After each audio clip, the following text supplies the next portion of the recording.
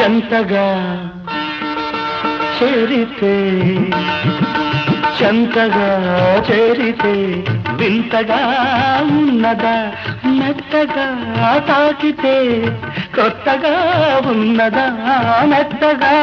తాకితే కొత్తగా ఉన్నదా నిన్న కలగా ఉన్నది నేడు నిజమవుతున్నది నిన్న కలగా ఉన్నది నేడు నిజమవుతున్నది